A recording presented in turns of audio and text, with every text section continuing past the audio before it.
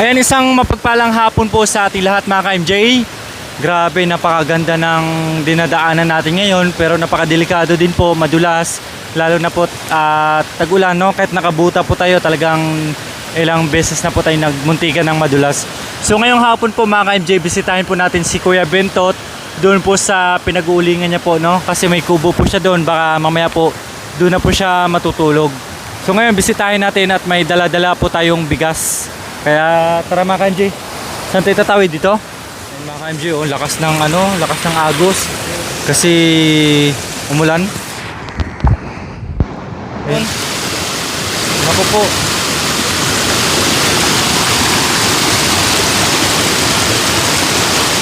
Ay.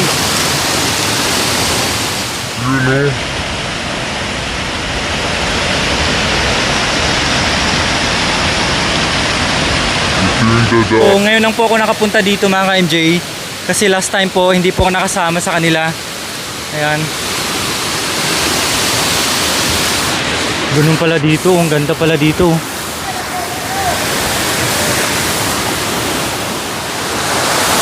Grabe naman yung daanan dito.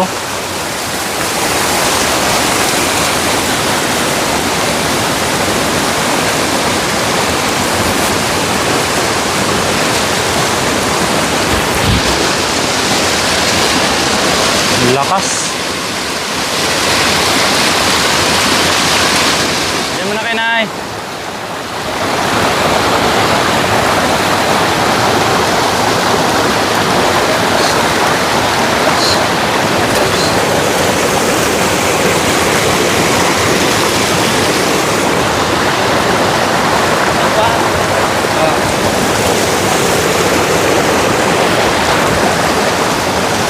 Aray ko.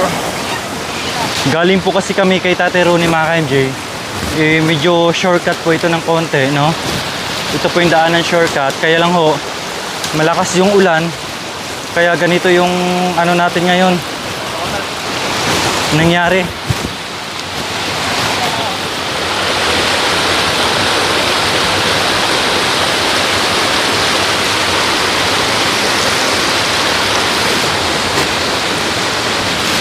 So mamaya kasi mga ka-MJ, pag uwi po namin, doon na po kami dadaan sa taas, no? Grabe pa yung lugar ni tabi-tabi po ni Kuya Bentot dito. So for extreme,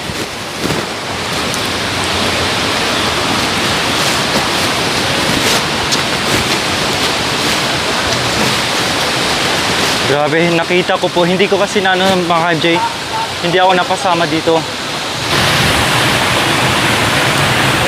Lakas ng agos, oh.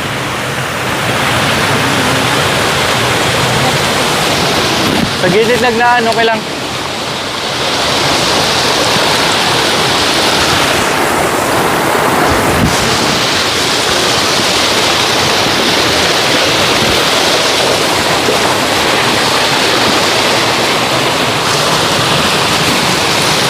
A few moments later.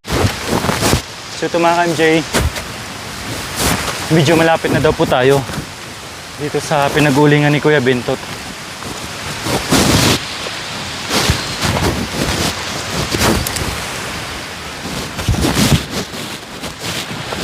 Grabe, hindi ko ma-imagine, super extreme yung dinadaanan namin. A few moments later. So ito po ang ulingan ni Kuya Bentot pala mga ka-MJ. Medyo malaki na po pala yung nagawa niya. Bagong kanina lang siguro to, bagong putol. Grabe. Kaya lang po, wala po siya dito. So, papunta tayo ngayon sa kubo niya.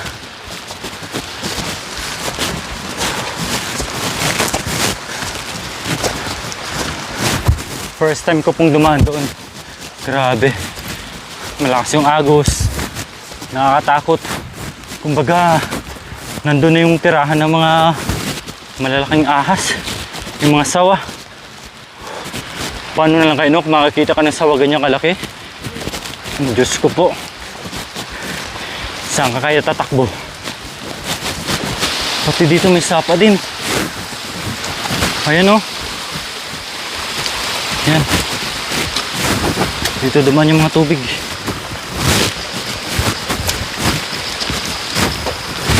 Layo pa, Koy.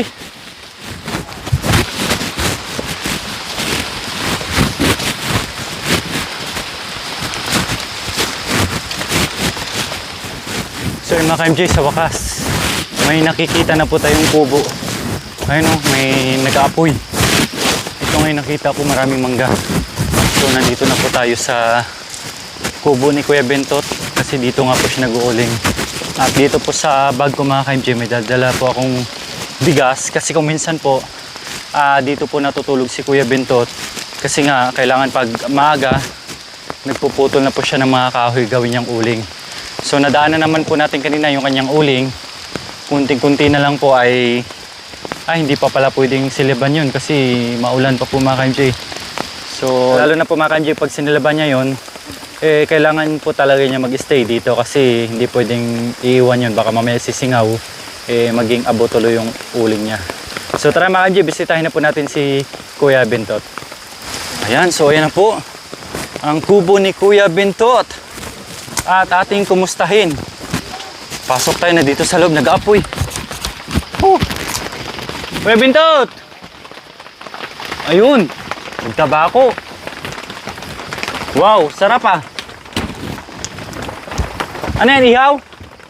Ihaw? Mangan? Pagkain mo? Dito ka natuloy? Oh. Ayan. Dako, tulong. Ayun, may dalang ano. Nagdala din siya nung binigay kay Naimia, oh. Akala ko may gin. Ano pala to? Ano to? Eng. Ha? Ano ba? Eng. Eng. May buto mga ka-MJ. So yan, tulugan ni Kuya Bentot. At saka sarap ng ano niya, oh. Ay, nasi! Abyas! Sumala ya. Ayan!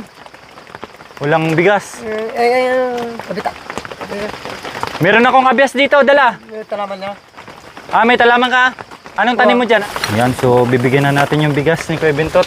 Koy! Saglit, Koy, oh.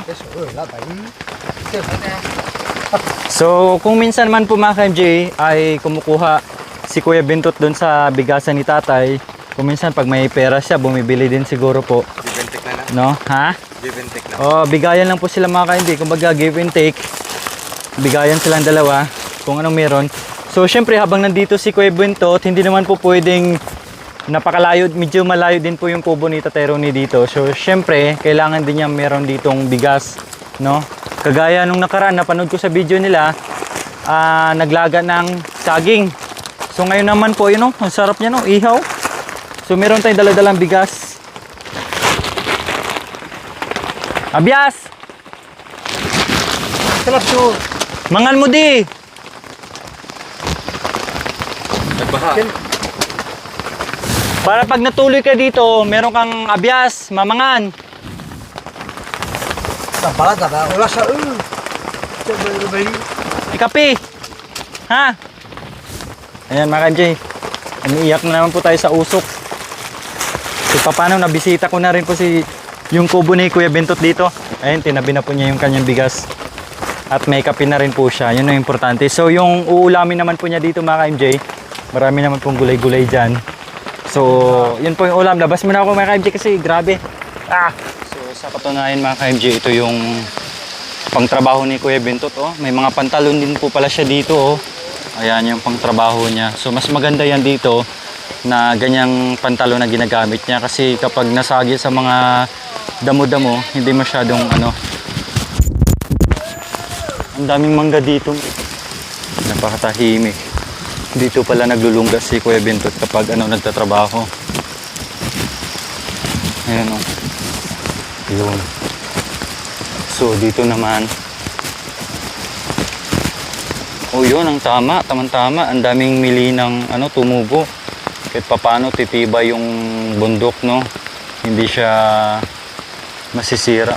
Pansin ko po yung kinakahoy ni Kuya Bentot, yung mga napuputol ng mga sanga-sanga, tulad po nyo, no? Yun po yung ginagawa niyang uling.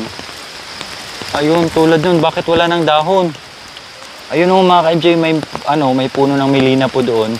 Kaya lang wala ng dahon. Siguro sa lakas po ng hangin, kaya bumagsak yung sanga niya. Kagaya po doon kay Tatay Ronnie, no, bumagsak yung malaking punong sanga, nabagsakan po yung kanyang yero. Kaya ang nangyari, nayupo-yupo yung yero, buti na lang hindi nabutas. So ayan po. Nakita niyo yung mga kaibyo. Kala ko anong nakaharang. Yun pala, sa kabila bundok na rin, oh. Yun yan. Yung medyo nagfe-fade ng kulay dyan, oh. Kabilang bundok na yun siguro. Kabilang bundok. Grabe yung bundok dito, mga kaibyo, sa lugar nila. Kabilaan, no? Masaya ako dahil nakita ko na ng personal yung bahay kubo ni Kuya Bentot dito, no? Nakakatuwa dahil sa kabila po ng nakikita po natin si Kuya Bentot na parang may diferensya, di ba? Meron po talaga, kumbaga parang nagsasalita po siya mag-isa, no? Kung minsan napapanood natin o naririnig po natin sa video, nagsasalita siya mag-isa. Ganun din po si Tatay Ronnie at saka si Nanay Tere. So, grabe mga kanji itong natagpuan nating na pamilya ni Tatay Ronnie. Super kawawa po talaga sila mga kanji, no? Kung isipin nyo lang po, napakakawawa. Kasi from the start, nung nagsama sila, nagkawatak-watak, tapos yung mga anak din, yung iba may diferensya din po mga kanji. Pero ganun pa naman po mga kanji, kagaya ni Tatay Ronnie, sabi po ni Nanay Tere na nagkwentuhan din po kami. Mula noon si Tatay Ronnie, no, kilala natin sa Tatay Ronnie, mula noon ay ganyan na po siya talaga. Kumbaga hindi na po siya gaanong nakakapagsalita ng maayos. So puro sinyas na lang po yung ginagawa niya. Pagkakain, kain. Kapag alis daw, no? Sisinyas lang. So gano'n kakaawa yung pamilya ni Tatay Ronnie, no? Isipin niyo po talaga, simulat sa pool na pinagdaanan nila, napakakawawa po talaga. So si Kuya Bentot, kahit ganun pa naman po, pero madiskarte din dito sa bundok. Namumuso, kumukuha ng saging, nagdadamo. Kaya nga po kinuha siya ng caretaker, no? Kasi nakitaan si Kuya Bentot na masipag. Napakasipag ni Kuya Bentot. Nakita naman po natin sa video, batak na batak sa trabaho, maskulado, no? May abs pa.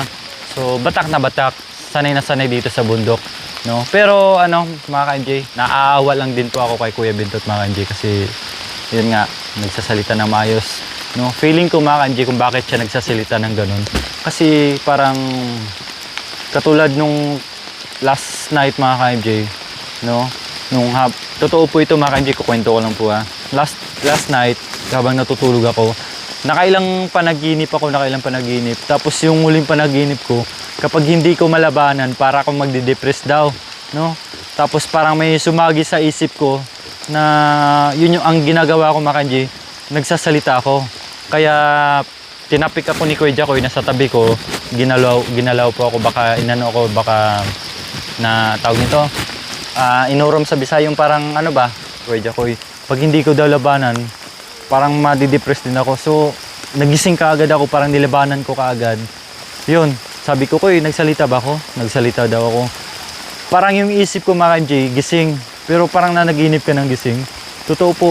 So yun, na-realize ko at naano ko yung pakiramdam nila Kuya Bentot kung bakit sila nagsasalita ng ganyan. Kasi po, sa isip nila, parang may espiritu or may pumasok din po doon sa isip nila na may kausap sila.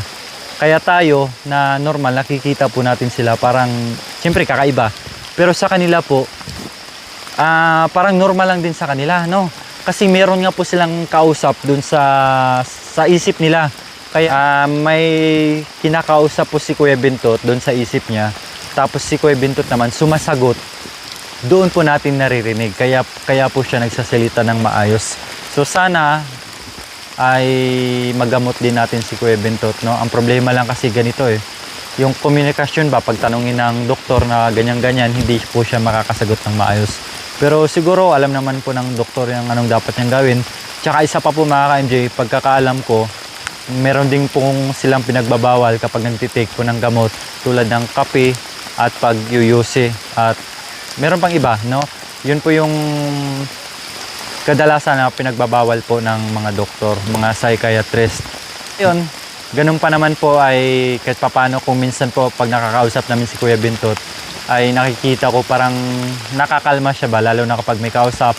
Kaya nga kung minsan po, no, ayan, pagkasama namin, no, medyo naramdaman ko kung minsan na hindi na po siya ganong nakakapagsalita, no. Siyempre siguro isa din po ay yung pagkain. Nakakain na po sila ng maayos, kaya thanks God at maraming salamat po sa inyong lahat mga ka-MJ sa inyong suporta at dito sa aming Team Loreno kahit papano ay unti-unti pong matutulungan po natin sila, no. Meron na silang bahay at nakakatuwa doon po mga ka-MJ kasi kung minsan doon na rin po natutulog si Kuya Bintot, kung minsan dito po kasi may pinagkabalahan naman pong trabaho si Kuya Bintot. Lalo na ako po pag nasindihan na po niya yung uling niya, kailangan po talaga niya mag-stay dito, no. Ayun, maraming salamat po sa inyo at lagi naman po kami magkikita ni Kuya Bintot doon sa baba, no, kung anong meron si Tatay Ronnie, sinisharean din po namin si Kuya Bintot at pati si Kuya Bintot kung anong meron binibigyan din po niya si Tatay Ronnie. So ayan mga ka-MJ, kita natin yung background, gabing-gabi na. At grabe ginabi niya nga po tayo kasi galing pa po kami sa kabilang bayan. Naki-attend po tayo sa kasal ni Ate Melody po mga ka-MJ, isa sa mga Fernandez family, no, si Ate Melody at si Kuya Aaron. Kasal po nila today. Kaya ako po yung nag-camera sa kanila, nag-photographer sa kanila. So umatin po kami tapos dumiretso na po kami dito kay Tatay Ronnie. So yun lang po mga ka-MJ at di ko alam kung saan kami dadaan mamaya, siguro dito na kasi napaka-delikado po doon mga ka-MJ, nakakatakot pag-isipin mo. Kasi yun po yung mga lungga ng mga malalaking sawa. So ganun talaga, no? At maraming salamat po sa inyong mga magagandang comments sa nagsasabi na palagi po kami mag-iingat. Maraming salamat po, no? At naway lagi lang po tayong gabayan bawat isa sa atin ni Lord, no? Ilayo man tayo sa anumang kapahamakan, sa mga disgrasya, sa masasamang loob, no? At iba pa, no? At mag-ingat po tayong lahat. Bye-bye mga ka-MJ, maraming salamat. Thank you so much.